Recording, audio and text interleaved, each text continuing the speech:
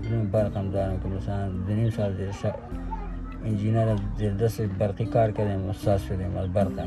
اصلا وظیفه برق است. با گلکاری، بلوک دیوار، سنگکاری اینا رو میاد. خب مردم پیسه نمیدن. کسی مثلا استاد کار 700 گاڑیش است به ما 200 1.5 300 میده.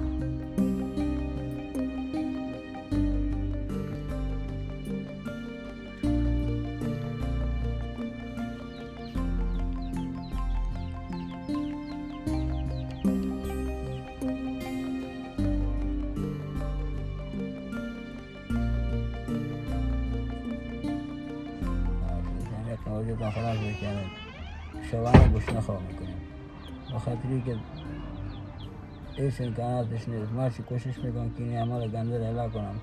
درد زیاد است، چیزی زیاد است، اساسم پوره نیست.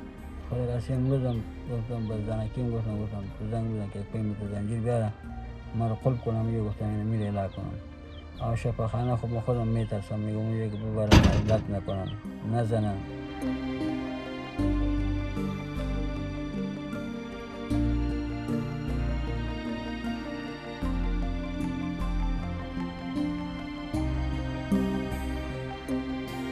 دغه د ژمي روان ده موږ پسې هېڅ شی نه لرو، بیخي حیران است حیرانه.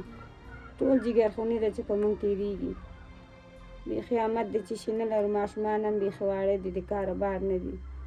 کاغذ پلاستیک ټولولو ته هم چې لېږم ماشومان بیرون کې وهي، بېرته راځي هغه هم جګرخوني وي. زه هم ځورېږم، خفه کېږم، ماشومان مې هم خفه وي.